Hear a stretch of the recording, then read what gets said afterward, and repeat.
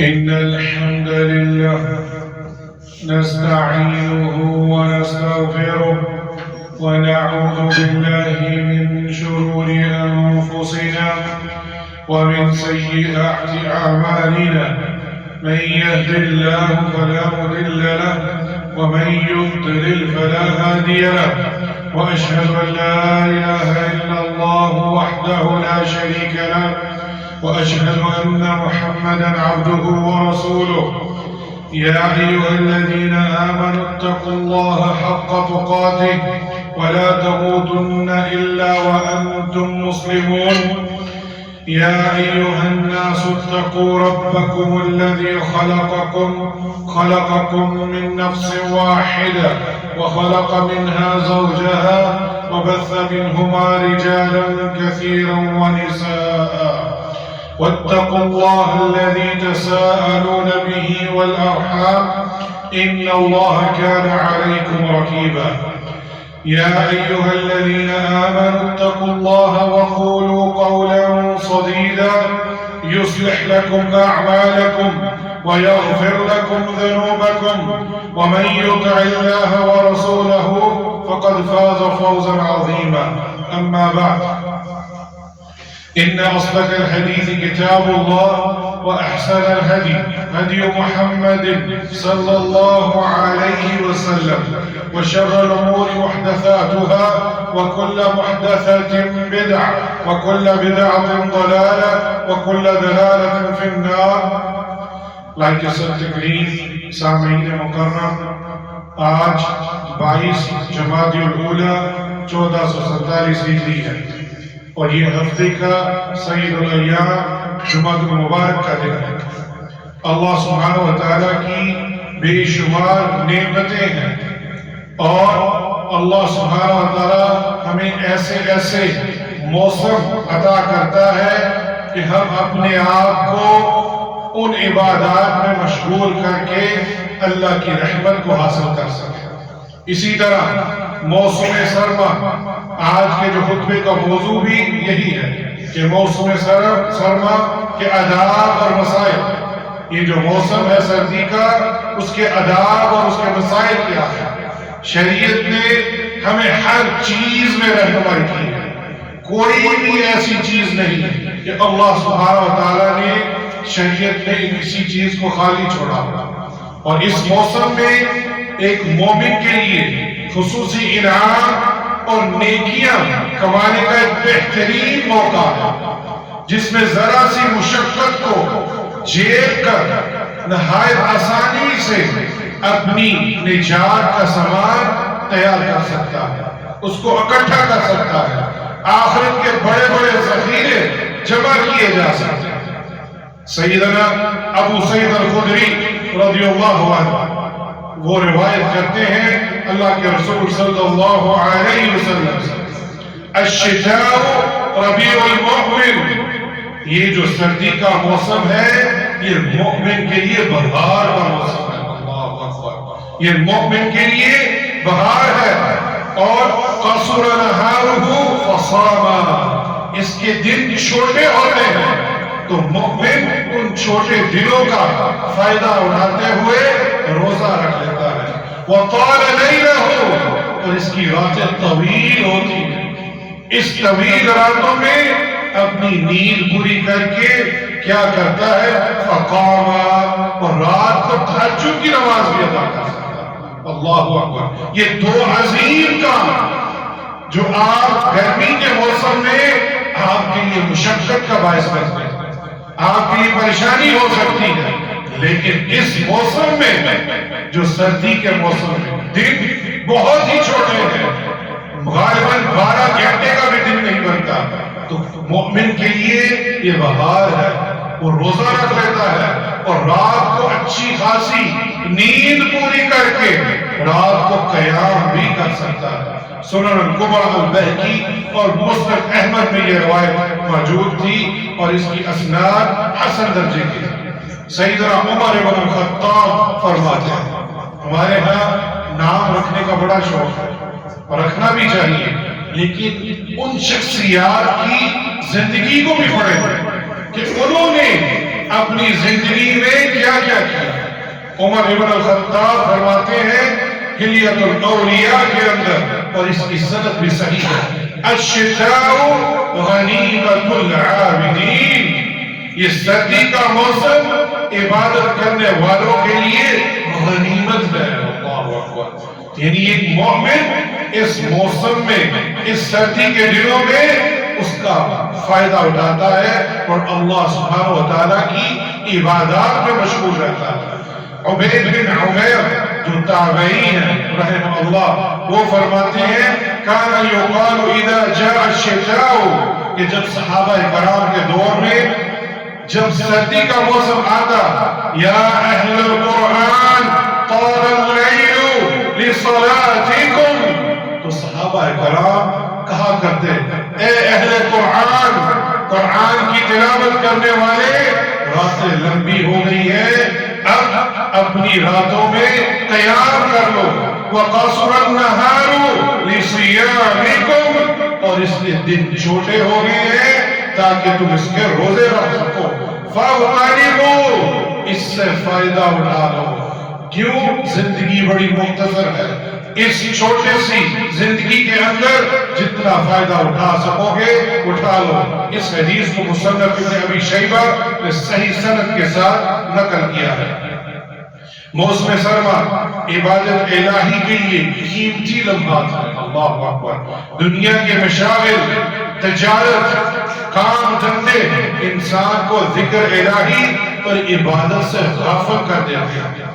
انسان سمجھتا ہے کہ میں جتنا زیادہ کام کروں گا اتنی میری ترقی ہوگی۔ یہ مادیت اور خواہشات کے لحاظ سے یہ بات تو درست ہے، لیکن روحانی اور اسلامی اعتبار سے، شریعت کی نور سے، اس کی نظر سے دیکھیں تو یہ بات درست نہیں۔ حدیث قدسی ہے، اللہ اکبر، حدیث قدسی کہ آپ صلی اللہ علیہ وسلم اللہ کی طرف سے وہ بیان کریں، اور اس کے بارے میں ابی ہریرہ رضی اللہ عنہ روایت کرتے ہیں کہ اللہ کے رسول صلی اللہ علیہ وسلم نے فرمایا کہ اللہ نے یہ فرمایا، ان اللہ یقول، کہ اللہ سبحانہ وتعالیٰ فرماتا ہے یا ابن آدم تفرغ لعبادتی املا صدرک غنا وأصدت فقرك وإلا تفعل ملأت يديك شغلا ولم أصد فقرك، أو كما قال صلی اللہ علیہ وسلم، اے آدم کی اولاد، تو اب میری عبادت کے لیے یکسو ہو جا، تیرا سینہ استغنا اور بے نیازی سے بھر دوں گا، اور اگر تیری محتاجی دور کر دوں گا، اور اگر تم نے ایسا نہ کیا تو پھر تمہیں تیرا دل مشغولیت سے بھر دوں گا اور تیری محتاجی بھی دور نہیں کروں گا۔ اگر کوئی انسان دنیا میں اتنا مشغول ہو جائے کہ اللہ کی عبادتیں نہ کرے، پھر اللہ سبحانہ و تعالیٰ اس سے عبادت کی توفیق چھین لیتے ہیں، اور وہ جتنی مرضی محنت کر لے وہ فقیر ہی رہے گا، چاہے اس کے پاس ملین ڈالر کیوں نہ ہو، اس کے اندر سے یہ فقیری نہیں جا سکتا۔ لیکن اگر اپنے آپ کو ان کام کے ساتھ ساتھ عبادات میں مشغول رکھے گا، اللہ سبحانہ و تعالیٰ فرما رہا ہے کہ میں تیرا سینہ صدر غنی کر دوں گا، تجھے امیر بنا دوں گا۔ اللہ اکبر، اور یہ حدیث ہمیں کیا کیا سکھاتی ہے، اس پر غور کیجیے۔ میں اور آپ دیکھتے ہیں کہ اللہ سبحانہ و تعالیٰ کے رسول صلی اللہ علیہ وسلم نے مختلف موقعوں پر ہمیں بہت ساری چیزوں کی طرف اشارہ کیا ہے۔ عبداللہ ابن عباس رضی اللہ عنہما فرماتے ہیں کہ اللہ کے رسول صلی اللہ علیہ وسلم نے ایک آدمی کو نصیحت کی۔ آج کسی کو نصیحت کرے تو وہ آپ کو اپنا سب سے بڑا دشمن مانتا ہے، آزما لیجیے، حتیٰ کہ وہ آپ سے ملنا بھی چھوڑ دے گا۔ لیکن صحابہ کے دور میں ایسا نہیں تھا۔ صحابہ کے دور میں کوئی شخص نصیحت کرتا، اس کا ماتھا تک چوم لیتے کہ یہ صحیح میرا دوست ہے، یہ میری صحیح دوستی نبھائے گا۔ اور اللہ کے رسول صلی اللہ علیہ وسلم نے اس شخص کو نصیحت کی، 5 چیزوں کی، 5 نعمتوں کا تذکرہ کیا کہ وہ نعمتوں سے فائدہ اٹھا لو۔ اغتنم خمسا قبل خمس، 5 چیزوں کو 5 چیزوں سے پہلے غنیمت جانو۔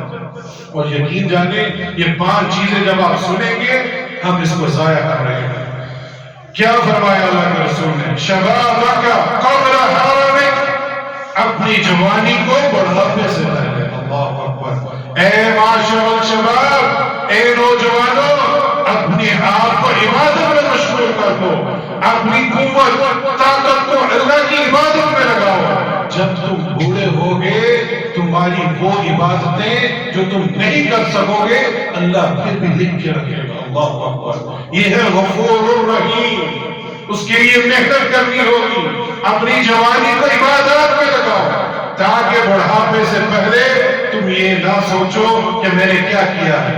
وَصِحَّتَكَ قَبْلَ سَقَمِكَ، اللہ اکبر۔ اپنی صحت کو بیماری سے پہلے جاؤ، جا کے پوچھو جو شخص بوڑھا ہے بیمار ہے اس کے منہ سے کیا کیا نکلتا ہے۔ جا کر دیکھو ہاسپٹلز کے اندر وہ لوگ کے لفظ استعمال کرتے ہیں، کاش میں ایسا کر لیتا، کاش میں یہ کر لیتا، لیکن وقت اس کو نہیں روک سکتا، وقت کو وہ نہیں روک سکتے، اور اس حالت میں پہنچ جاتے ہیں کہ جب بیمار ہوتے ہیں پھر احساس کرتے ہیں کاش میں 5 وقت کی نماز پڑھ لیتا، کاش میں اپنے سنتوں کا اہتمام کرتا، اللہ کی عبادت کرتا۔ تیسری چیز وَغِنَاكَ قَبْلَ فَقْرِكَ، اور غنا یعنی امیر شخص اس کو بھی اس کی غنیمت جانے اس سے پہلے کہ فقیر ہو جائے۔ وقت ایک جیسا نہیں رہتا، ہمارا مشاہدہ ہے فقیر کو غریب ہوتے ہوئے اور غریب کو فقیر ہوتے ہوئے وقت نہیں لگتا، اور اس کو غنیمت جانے اس سے پہلے کہ جو اپنا مال نافرمانی میں لگائے اور فضول چیزوں میں ضائع کرے، اللہ کی راہ میں خرچ کر اس سے پہلے کہ کچھ فقیر ہو جائے تو پھر اس وقت تو بچتا ہے۔ اس کو غنیمت جانو۔ او امیر المؤمنین، وہ جو فرمایا کرتے تھے اللہ کے رسول صلی اللہ علیہ وسلم کو کہ یہ غنا امیر لوگ اس کو غنیمت جانو، اللہ کی راہ میں خرچ کرو۔ صحابہ کرام نے یہی کیا تھا۔ عثمان ابن عفان کا آج بھی انہوں نے جو خرچ کیا ہے آج بھی ان کے نامہ اعمال میں لکھا جا رہا ہے۔ اسی طرح 5ویں چیز وَفَرَاغَكَ قَبْلَ شُغْلِكَ، اللہ اکبر۔ کہا جاتا ہے let's kill the time، آؤ وَقَتْلُ الْوَقْتِ، آؤ وقت کو قتل کریں۔ آپ وقت کو قتل نہیں کر سکتے، یہ اللہ نے بنایا ہے۔ آپ اس وقت کو ضائع کر کے اپنے آپ کو غرق کر رہے ہیں، اور یہ فراغت جو ہے اتنی بڑی نعمت ہے، اتنی بڑی نعمت ہے۔ اللہ نے بھی پیچھے ذکر کیا جو میں نے حدیث قدسی سنائی کہ اپنے آپ کو مشغول کر دو اس سے پہلے کہ اللہ تمہیں دنیا میں مشغول کر دے اور تمہیں عبادت کی بھی توفیق نہ ہو۔ اور آج اس سوشل میڈیا انٹرنیٹ کے دور میں لوگ گھنٹوں سوشل میڈیا پر اپنی انگلیاں چلا رہے ہوتے ہیں، نہ کوئی ذکر ہے، نہ نماز ہے، نہ کوئی عبادات ہے، اور پھر حیاتک قبل موتک، اپنی زندگی کو موت سے پہلے۔ اللہ اکبر۔ اللہ کے رسول صلی اللہ علیہ وسلم ایک قبر کے پاس سے گزرے جس کو ابھی دفنایا گیا تھا، اور کیا فرماتے ہیں اس شخص کو اندازہ ہو گیا ہوگا وہ 2 رکعت جس کو تم زائد اور نفل سمجھتے تھے، حقیر سمجھتے تھے، اس کو اندازہ ہو گیا ہوگا کہ وہ 2 رکعت کی قیمت کیا ہے۔ اللہ اکبر۔ اپنی زندگی کو موت سے پہلے بدل لیجیے۔ ملک الموت، یہ موت کی تلوار ہمارے اوپر لٹک رہی ہے، کبھی بھی ہماری سانس کھینچی جا سکتی ہے، اس وقت کچھ بھی نہیں کر سکتے۔ توبہ کیجیے اپنے گناہوں سے، کبیرہ صغیرہ گناہوں سے لوٹ آؤ۔ اللہ غفور الرحیم ہے، اللہ سبحانہ وتعالی چاہتا ہے کہ میرا بندہ میری طرف لوٹ کر آئے، ایک بار تو آئے اور مجھ سے معافی مانگے، سچی توبہ کرے، میں تیرے گناہوں کو بھی نیک اعمال بنا دوں گا۔ اللہ اکبر۔ اتنا غفور الرحیم۔ اب موسم سرما کے مسائل کے متعلق چلتے ہیں، یہ فضیلت کی بات ہوگی۔ اب اس سردی کے موسم میں بہت سارے ایسے مسائل ہیں جس کے اوپر اللہ سبحانہ وتعالیٰ نے ہماری رہنمائی کی ہے۔ سیدنا ابو ہریرہ رضی اللہ عنہ روایت کرتے ہیں کہ اللہ کے رسول صلی اللہ علیہ وسلم نے فرمایا کہ الا ادلکم الا ما يمحو اللہ به الخطایا ويرفع به الدرجات، کیا میں تمہیں ایسا عمل نہ بتلاؤں جس کے ذریعے اللہ سبحانہ وتعالیٰ گناہ معاف کر دیتا ہے اور درجات بلند کرتا ہے۔ اللہ اکبر، کتنا اللہ غفور رحیم ہے۔ خود وحی نازل کر کے آپ صلی اللہ علیہ وسلم کی زبان مبارک سے، زبان حضرت سے یہ بیان فرما رہے ہیں کہ میں تمہیں ایک ایسا عمل نہ بتلاؤں جس سے گناہ بھی معاف ہو اور تیرے درجات بھی بلند ہو۔ تو صحابہ کرام پکار اٹھے، بلا یا رسول اللہ ہمیں بتلائیے۔ یہاں رک کے میں پوچھنا چاہوں گا اپنے آپ سے اور آپ سے، کتنی حدیثیں ہمیں یاد ہیں، کیا ہم نے اس پر عمل کر رہے ہیں؟ ذرا جانیے اپنے اندر، میں بھی جانتا ہوں اور آپ بھی، ہمارے پاس ایک نہیں بیسوں ہزاروں حدیثیں، لیکن ہم اس کو کبھی اپنی زندگی پر لاتے ہی نہیں۔ اور صحابہ کرام پلٹ پلٹ کے بولتے ہیں کہ یا رسول اللہ ہمیں بتائیں کون سے ایسے اعمال ہیں جس سے گناہ بھی معاف ہوتے ہیں اور درجات بھی۔ تو اللہ کے رسول صلی اللہ علیہ وسلم نے فرمایا سردی کا موسم ہو، اسباغ الوضوء علی المقارع، مشقت ناگواری کے باوجود مکمل وضو کرنا۔ اللہ اکبر، پانی ٹھنڈا ہے اور آپ وضو کرنا چاہتے ہیں نماز کے لیے، اگر اللہ سبحانہ وتعالیٰ نے آپ کو گرم پانی کی نعمت دی ہے شکر ادا کیجیے، اور اگر نہیں بھی ہے اور آپ کو ڈر ہے کہ کہیں میں بیمار نہ ہو جاؤں، لیکن آپ ٹھنڈے پانی سے وضو کریں گے اور مکمل وضو کریں گے۔ پھر کیا فرمایا؟ کثرت الخطا الی المساجد، اور کثرت سے چل کر آنا مساجدوں میں۔ ہمارا اس کا اپوزٹ ہے، کثرت سے بازاروں میں جانا، مسجدوں میں نہیں آنا۔ والعیاذ باللہ من ذلک، ہماری مسجدیں ویران ہیں، بالخصوص سردیوں میں دیکھ لیجیے بستر ہی نہیں چھوڑے جاتے۔ کثرت الخطا الی المساجد، مسجدوں کی طرف کثرت سے آنا، وانتظار الصلاۃ بعد الصلاۃ، ایک نماز کے بعد دوسری نماز کا انتظار کرنا۔ دن چھوٹے ہیں، نماز بار بار آئے گی، اس کے انتظار میں رہیے، تیاری میں رکھیے، اپنی مشغولیت کو نماز کی گرد گھمائیے۔ ہم نے اپوزٹ کیا ہے، ہم نے اپنی نمازوں کو مشغولیت کے گرد گھما لیا۔ جب فارغ ہوگا پھر نماز پڑھوں گا، یہ نہیں ٹھیک۔ ہم نے نماز کو ترجیح دینی ہے، پھر اپنی مشغولیت کو۔ پھر کیا فرمایا؟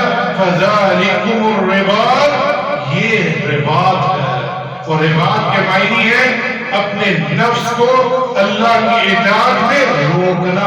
اللہ اکبر، اس کے اور معنی بھی ہیں، اپنے آپ کو کسی کام کے لیے روکنا، گویا انسان نے اپنے آپ کو اطاعت کے لیے روک لیا۔ اس سے معلوم ہوا رباط کا ایک مفہوم اپنے آپ کو نماز کا پابند بنانا ہے۔ اللہ اکبر، اسی کی حدیث کے فوائد اور مسائل کے اندر محدثین بیان کرتے ہیں رباط کا معروف معنی کیا ہے کہ سرحدوں کی پہرے داری ہے۔ جو انسان سرحدوں پر پہرا دیتا ہے اس کی جان کو ہر وقت دشمن سے خطرہ لاحق ہوتا ہے، یہ بھی رباط ہے۔ لیکن دین کے اندر شیطان سے اگر آپ بچنا چاہتے ہو تو آپ کے لیے ایک ہی رباط ہے، اچھا وضو کرو، چل کے آؤ کثرت سے اور نماز ادا کرو، تو یہ تمہیں شیطان سے بچا کے رکھے گا۔ سخت سردی اور شدید بیماری یا عذر کی صورت میں اگر وضو اور غسل کرنے سے بیماری کی شدت یا موت کا خطرہ لاحق ہو تو ایسی صورت میں اللہ سبحانہ و تعالیٰ نے ہمیں رخصت دی ہے۔ لیکن آج ایک بہت ہی کثیر تعداد میں مسلمان طبقہ اللہ سبحانہ و تعالیٰ کی رخصتوں کو لیتا ہی نہیں، وہ سمجھتا ہے میں اللہ کے رسول صلی اللہ علیہ وسلم سے زیادہ متقی ہوں۔ والعیاذ باللہ من ذلک، اللہ کے رسول صلی اللہ علیہ وسلم نے فرمایا جب تم موزے یا جرابے پہن لو تو وضو کر کے پہننا، اس کے بعد تم اس کے اوپر مسح کر سکتے ہو۔ اللہ اکبر۔ یہ نبات میں جا کے اپنے اندر سے ایسے شک و شبہات کو باہر پھینکیے جو آپ کو جرابے اتارنے کے لیے کہتے ہیں۔ اللہ کے رسول فرما رہے ہیں کہ اگر تم وضو کر کے جرابے پہن لیتے ہو اس کے اوپر تم مسح کر سکتے ہو، اور اگر تم مقیم ہو ایک دن اور ایک رات تک تم اس کے اوپر مسح کر سکتے ہو، اور اگر مسافر ہو 3 دن اور 3 راتوں تک مسح کر سکتے ہو۔ کس بنا پر؟ اگر تم قضاء حاجت کے لیے پیشاب یا بہانہ یا نیند کی وجہ سے اگر تمہارا وضو ٹوٹتا ہے تو تم اپنی جرابوں کے اوپر مسح کر سکتے ہو۔ یہ اللہ کے رسول صلی اللہ علیہ وسلم سے ثابت ہے۔ اور اگر غسل جنابت ہو اس صورت میں تمہیں جرابیں اتارنی ہوں گی۔ پھر اسی طرح پگڑی کے اوپر، اللہ اکبر، اب تو پگڑی کیا ٹوپی پہننا بھی لوگ چھوڑ گئے۔ صحابہ کے دور میں یہ چیز نہیں تھی۔ کوئی شخص ننگے سر آتا تھا اسے تعجب سے پوچھتے تھے خیریت ہے، کوئی پریشانی لاحق ہوئی ہے جو آپ ننگے سر باہر آ گئے؟ اب تو یہاں ایک رواج بن گیا ہے، اہل علم تک بھی دیکھنے میں آتا ہے کہ وہ اپنے سر کو ڈالتے نہیں۔ اور یہاں حضرت ثوبان رضی اللہ عنہ بیان کرتے ہیں کہ اللہ کے رسول صلی اللہ علیہ وسلم نے ایک جنگی دستہ بھیجا اور انہیں سردی نے پکڑ لیا، وہ بیمار ہو گئے۔ پھر آپ صلی اللہ علیہ وسلم کے پاس آئے تو آپ نے کیا فرمایا کہ آپ جب وضو کر کے پہن دو تو اپنی پگڑیوں اور قصاخین اس کے اوپر مسح کر دیا کرو، یعنی پگڑی پہنی ہے اس کے اوپر سے مسح کر دو۔ اور تصاخین کیا ہے؟ یہاں جو ایک ایسا طبقہ جو کہتا ہے خف صرف جلد کی ہو، لیدر کی ہو تو تب جائز ہے، وگرنہ نہیں۔ یہ تصاخین عربی زبان میں پاؤں کو گرم کرنے والی چیزیں، چاہے وہ موزے ہو، جرابے ہو یا لیدر کی ہو، اس کو تصاخین کہتے ہیں، جو آپ کے پاؤں کو گرم رکھتے ہیں۔ یہ اللہ کے رسول صلی اللہ علیہ وسلم نے عربی میں فرمایا ہے۔ اور یہاں وہ جو کہتے ہیں کہ صرف لیدر کی ساکس ہو اس کا رد کیا ہے۔ کس نے کیا ہے؟ اللہ کے رسول صلی اللہ علیہ وسلم نے۔ اور یہ حدیث سنن ابی داؤد، مسند احمد، مستدرک الحاکم، سنن البہقی کے اندر موجود ہے۔ موضوع کے اوپر آپ صلی اللہ علیہ وسلم نے خود مسح کیا ہے۔ سیدنا مغیرہ بن شعبہ رضی اللہ عنہ بیان کرتے ہیں کہ رسول اللہ صلی اللہ علیہ وسلم قضاء حاجت کے لیے نکلے تو سیدنا مغیرہ رضی اللہ عنہ آپ کے پیچھے پانی کا برتن لے کر چلے گئے اور آپ کے پیچھے پیچھے بولیے تو آپ صلی اللہ علیہ وآلہ وسلم قضاء حاجت سے فارغ ہو کر آئے تو انہوں نے پانی اپنے اوپر بہایا، وضو کیا اور اپنی جرابوں کے اوپر مسح کیا۔ وہاں خفین کا لفظ ہے اور یہ حدیث امام بخاری نے کہا ہے۔ اصلاح کر لیجئے اپنے اندر سے اس شک کو دور کر لیجئے کہ جرابوں کے اوپر مسح کیا جا سکتا ہے۔ اور یہ بھی بتاتا چلوں یہ مسئلہ فقہی ہے لیکن علماء کرام نے اس کو عقیدے میں ڈالا ہے۔ اللہ آپ تعجب کریں گے فقہی مسئلہ عقیدے میں ڈالنا اس کی ایک ہی وجہ ہے، اہل تشیع وہ اس کے اوپر رد کرتے ہیں۔ اور کیوں رد کرتے ہیں؟ یہاں مسح کی جرابوں کے اوپر، تصاخیر کے اوپر ایک نہیں 20 نہیں 100 سے بھی زیادہ صحابہ کرام سے ثابت ہے۔ اللہ اکبر۔ اور اگر متواتر حدیث ہو جو ایک نہیں 20 نہیں 100 سے بھی زیادہ صحابہ ہو اس حدیث کو کبھی رد نہیں کیا جا سکتا۔ اور اگر آپ رد کریں گے اس عمل کو تو آپ در حقیقت اس قرآن کو بھی رد کر رہے ہیں۔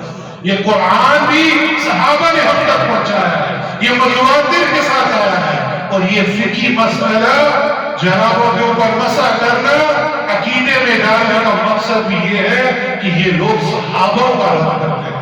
والعیاذ باللہ من ذلک۔ سردیوں میں اللہ سبحانہ وتعالی کی نعمتوں میں سے ایک نعمت یہ بھی ہے کہ اللہ کے رسول صلی اللہ علیہ وسلم جب وضو کر لیتے تو ایک کپڑا لیتے جو کپڑے سے اپنے وضو کے اعضاء کو صاف کر لیا کرتے تھے۔ اللہ سبحانہ وتعالی ہمیں ان رخصتوں کو اپنے اندر لانے کی توفیق عطا فرمائے۔ اقول ما تسمعون واستغفر الله لي ولكم من كل ذنب فاستغفروه انه هو الغفور الرحيم۔